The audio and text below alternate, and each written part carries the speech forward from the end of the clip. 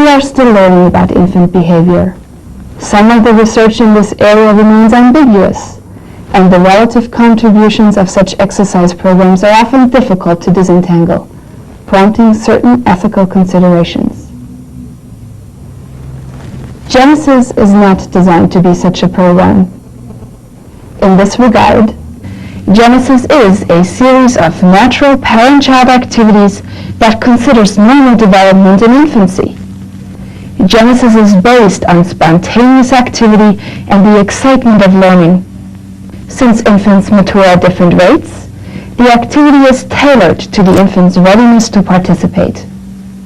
Genesis is placed in the hands of the parents who, better than anyone else, is sensitive to the emotional needs of their infant and the infant's need for reassurance and natural exploration. Genesis is designed around current scientific and medical knowledge about human physical development and pediatric practice. Recent research confirms the importance of parents who are closely involved with their child. Genesis should be a happy, rewarding, and educational experience. We encourage both your suggestions and comments about your personal experience with the program.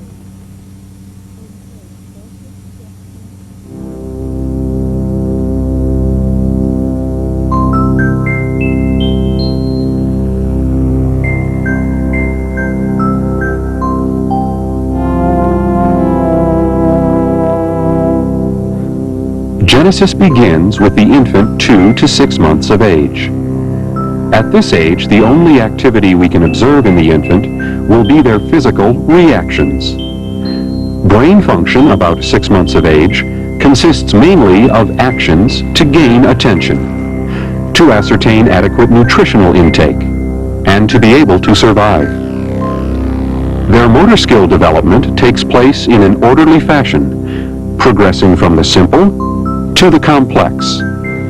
During these early months, the infant will start to coordinate sensory information. She will begin to listen, to touch, to grasp. And in the latter stages of this time period, she will slowly become interested in the results of her actions. Before beginning Genesis, there are 5 principles to apply when interacting with your infant. These are: never force activity. Limit each activity to 5 or 6 repetitions. Limit activity sessions to 15 minutes, once or twice daily. Plenty of hugs and encouragement. Maintain eye contact and communicate feelings of warmth and security. Now let's join our studio mother, Patty, and 2-month-old Megan.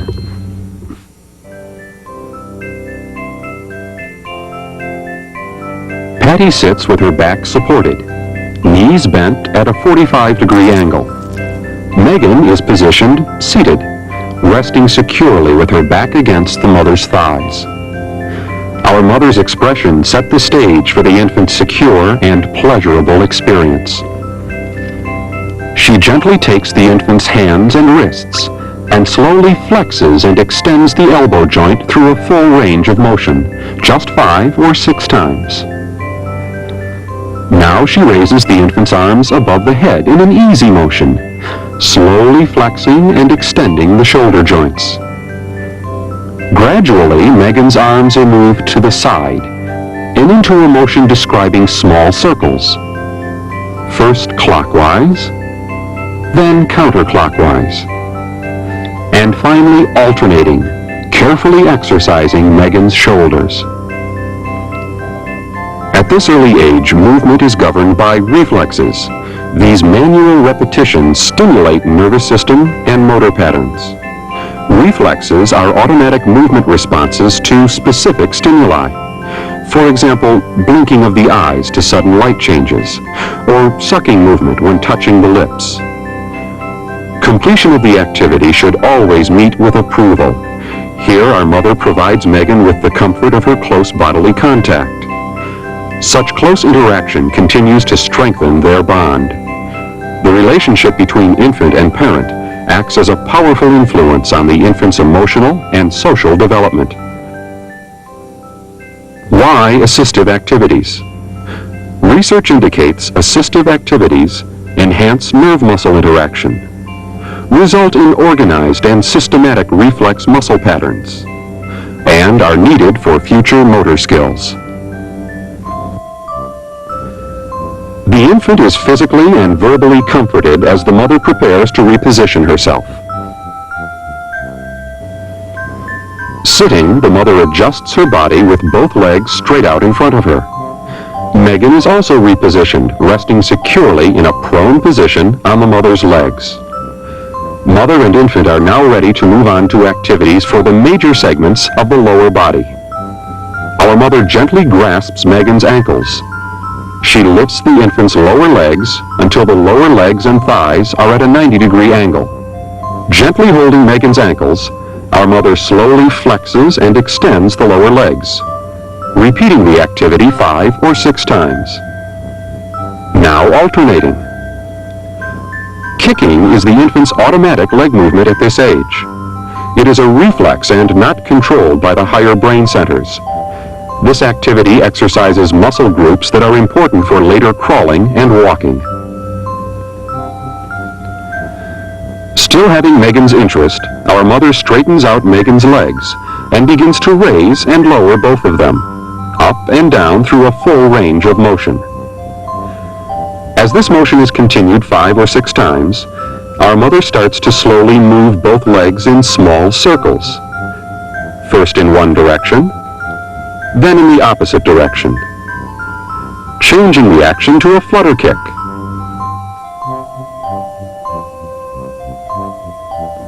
And easy scissor. Repeat this activity 5 or 6 times. We know that the infant's voluntary movements gradually increase from birth. At the same time, the infant's reflex activity increases from birth to about 3 months, then naturally decreases.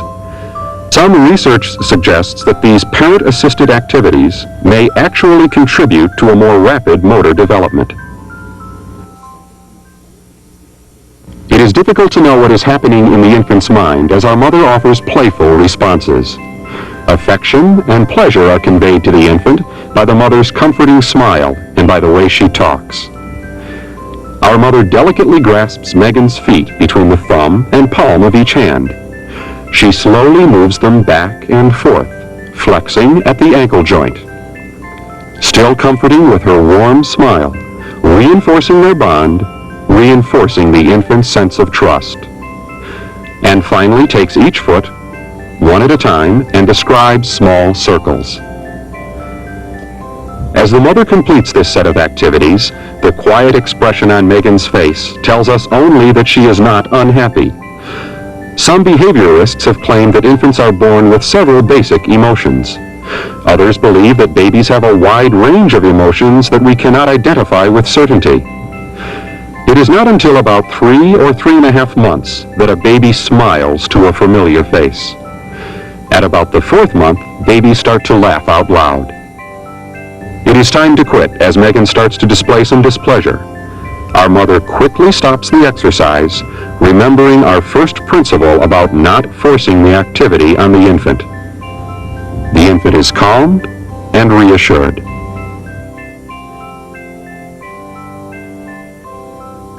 Genesis, 7 to 12 months. Steps in the physical growth of your infant follow one another in a somewhat predictable fashion. Genesis recognizes that most accomplishments of your infant require a certain level of natural development and suggests additional parent-infant activity for infants between 7 to 12 months. Your infant's movement becomes important to explore her world while reflex activities have begun to fade. During this period, your infant's development enables her to sit without support, to stand when held up, and to manipulate objects together. Strength gained during this time will be more function of increase in skeletal size and muscle volume rather than being due to the body's hormonal mechanisms. Our studio infant is now Sarah, age 8 months. Once again, the mother's position is sitting on the floor, back supported, and legs straight out in front of her. Our infant Sarah is positioned sitting on the mother's thighs and facing her. At this age, Genesis starts to use the force of gravity to provide just slight resistance to these activities. This slight resistance will more effectively exercise specific muscle groups. Supporting Sarah's back with her hands, our mother slowly lowers Sarah backwards and then returns her to the original sitting position. Sarah's abdominal muscles will tend to offer slight resistance against the pull of gravity as she is lowered. Like Sarah, some infants will keep their hips in a flexed position as they are lowered. The mother will need to make an adjustment in order to stabilize the infant's lower body. This is easily accomplished by gently placing the elbows on Sarah's thighs. Sarah is turned so that she is in a sitting position facing away from the mother. This is the only activity in which the mother will not have direct eye contact with the infant. The mother's attention elicits a pleasurable response. Note Sarah's facial expression. The mother supports Sarah's chest with her hands.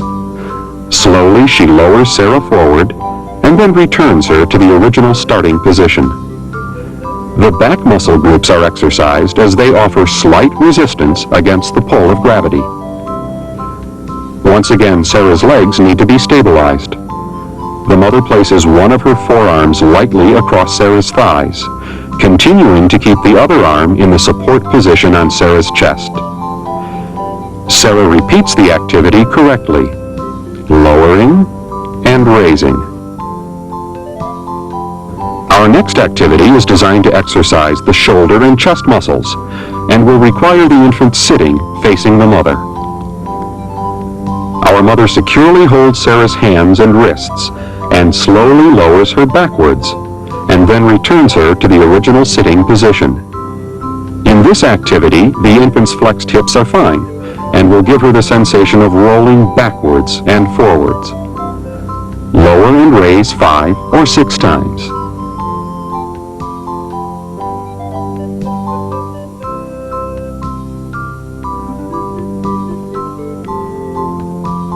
This activity is easier if the infant can be positioned away from your body.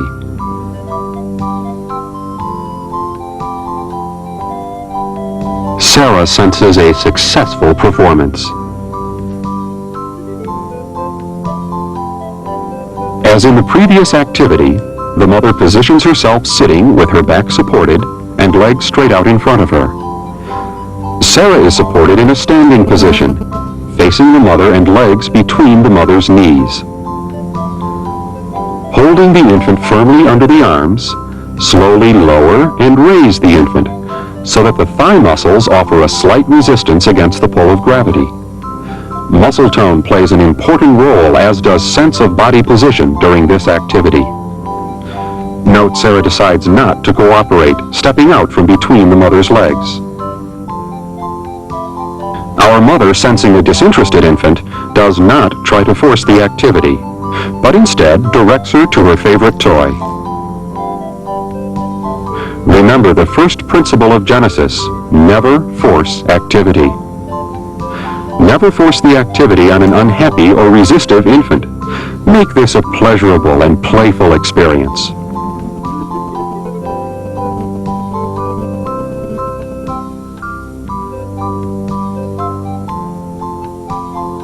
After a short time, our mother and Sarah try again, this time with success.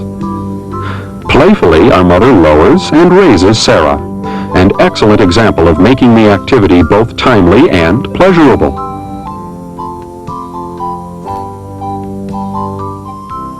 Hip movement and muscle tone is needed for crawling and walking and for body support. Flexibility in the muscles that support the hip joint will be important contributing factors to your infant's mobility. As the association between voluntary movement and reflex activity is repeated, the infant becomes aware of the motor response.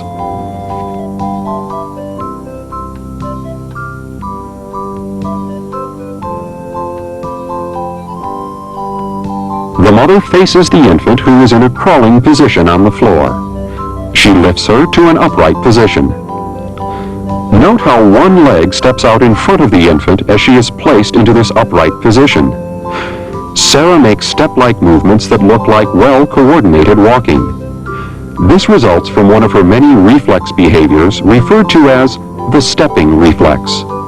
Such reflexes serve as a guide to evaluating nervous system development. This exercise is repeated 5 or 6 times, ending with the mother's physical contact and expression of affection.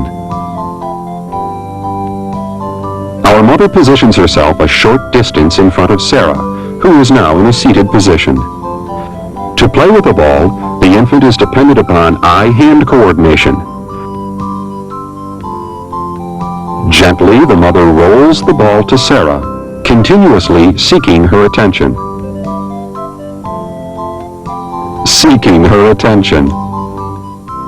The infant has to be able to see the ball, tell the higher centers in the central nervous system that she wants to grasp it, put the hands out in front, and while looking at you and or the ball, execute the action.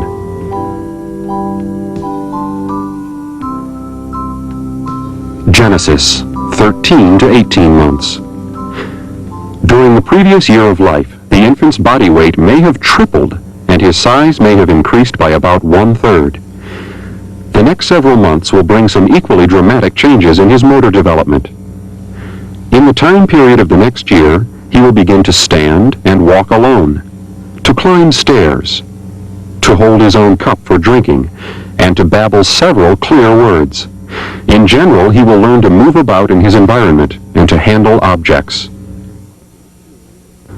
Philip, a robust infant of just 13 months, is our studio infant for this next sequence of activities. Having gone through the preceding Genesis activities, Philip is anxious to participate with Patty. The first of several motor activities requiring Philip to be able to balance and control his body movements is bending over to pick up a ball. Learning at this age requires repetitions. Only repetitions will develop the necessary motor patterns that lead to skill. As Philip recognizes that he can control a pattern of movement, he feels rewarded. He will practice that pattern repeatedly for the reward of a sense of successful performance. As we can see from the diagram, learning is greatly enhanced through the infant's increased practice. Increased practice makes a more skillful infant.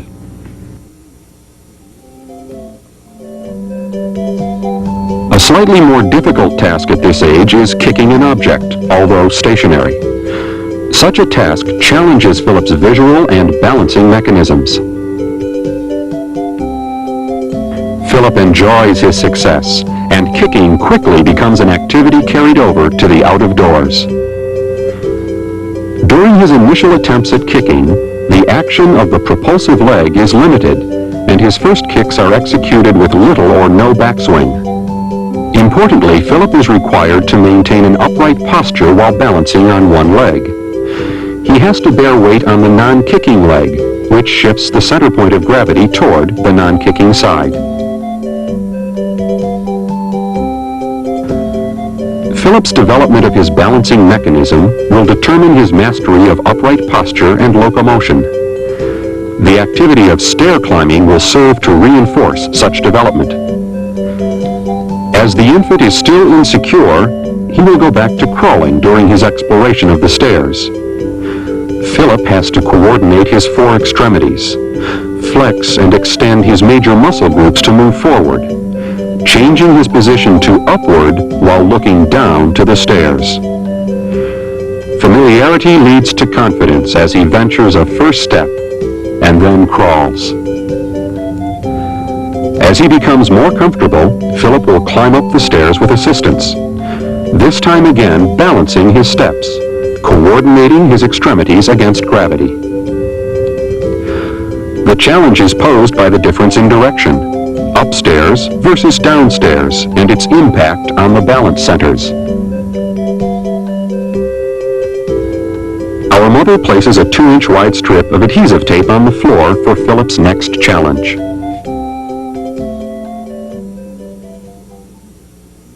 Learning for Philip in this activity will include mimicking the mother. She claps her hands to get Philip's attention. Mimicking the mother, Philip claps for her and attentively watches her demonstrating her walk on the tape line. He's anxious to try. With the mother's help, Philip quickly understands the movement patterns and successfully walks the tape line. Walking the tape involves the visual, motor, and balance systems. His success in performance pleases. Once again, learning involves mimicking the mother, as she demonstrates walking the balance beam, trying to attract Philip's attention with one of his toys. For this, we use a 4-inch by 4-inch by 5-foot board, easily obtainable from your local lumber yard. Now that Philip has practiced balance, he can walk on the beam, taking away the secure level of the floor and necessitating more precise motor action. In analyzing Philip's balance mechanisms, we know that he must maintain his midsection in a position directly over his base of support, his feet, or he will not be able to maintain his balance.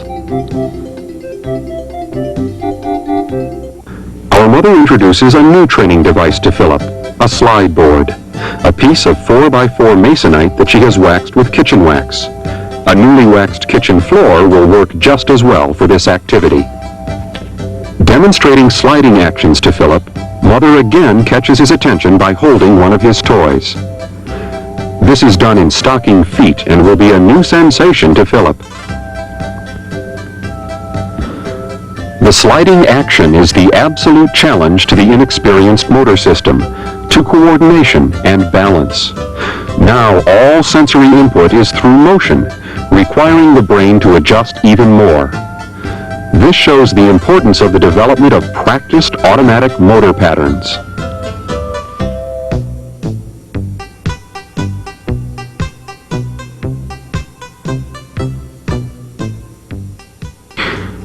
Genesis, 18 to 24 months. Our physically most mature infant is Ian at 18 months. We see here the developmental steps Ian has gone through and will continue to go through. Fine and gross motor development go hand in hand. At 15 months, your infant's gross motor activities may include walking up steps, kicking a ball forward, while fine motor activities may include scribbling spontaneously, or placing small objects into larger objects. At 18 months, gross motor activities may include throwing a ball overhead or walking backwards, while fine motor activities could include building a tower of 4 cubes, scribbling better, and more. The 21-month-old infant's gross motor activities may include jumping in place, walking up steps without difficulty. Fine motor activities for the 21-month-old, when drawing, the infant may closely imitate a vertical line, also begins to use a spoon. At 24 months, gross motor activities can include pedaling a tricycle, throwing and kicking a ball without difficulty, while fine motor activities can include building a tower of 8 cubes and putting on clothing. Activities that were performed with effort by our previous infant Philip are automatic for Ian, still leaving plenty of room for perfection. We have seen Philip, our 13-month-old infant, undertake the complex activity of walking the balance beam. Just a few months in age difference and in practice shows a richer pattern of motor skills. Before Ian starts walking the beam, we see a little hesitation. Will I make it? And how? Which shows us that already at this age there is some problem solving involved, and intellectual decision-making can be seen, developing a strategic motor plan, so to speak. Once Ian gets reassurance, he is able to complete the activity without assistance. According to learning theorists, it appears that motor skills are subject to a stepwise learning process, as we see here.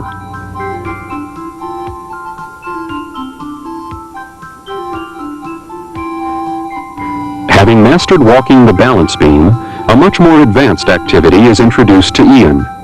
This consists of picking up and setting down a ball from the floor. This activity evidences more coordination and balance ability, improved locomotor control, and positional sense. Note also that Ian's performance is influenced by his body weight in relationship to his height. We know that there is a relationship between the infant's body weight and his motor function, as indicated in our table. Some studies show a 30 to 36% delay in motor development of overweight infants, as compared to an only 9% delay in children of normal weight for their size. Ian's favorite activity appears to be kicking a rolling ball. The eye sees the ball, and the kicking, which was practiced with a stationary ball at an earlier stage of genesis, must be adjusted accordingly. Two parts of motor activity come into play: the static posture of the kicker and the motion of the rolling ball.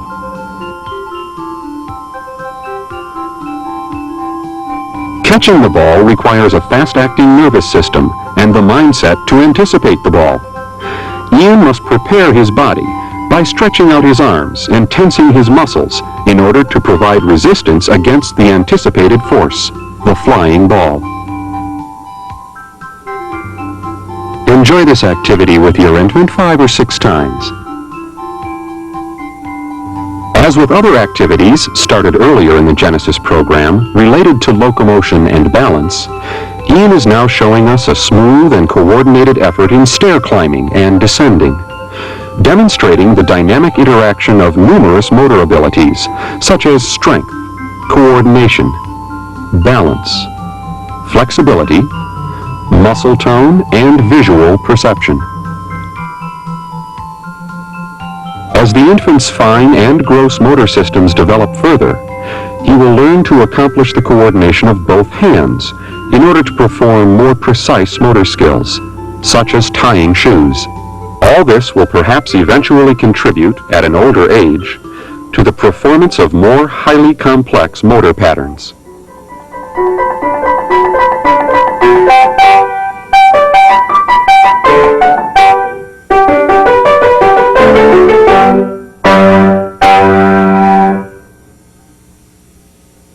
The motor development of infants as described in Genesis is a fascinating area in pediatrics. We know that the infant's nervous system is very special. It is characterized by tremendous plasticity, leaving the parent with much responsibility in actively participating in its maturation process. Once the baby is born, his environment has to provide adequate sensory and motor stimulation to promote this natural process of development. This utilizes concepts of motor learning theory and neurodevelopment together with the psychological aspects involved in learning. Genesis provided motor activities to be practiced by you, the parent, with your infant. These activities were tailored to your infant's neuromotor development. They can promote certain nerve and muscle action. Genesis provided you and your child with a beginning.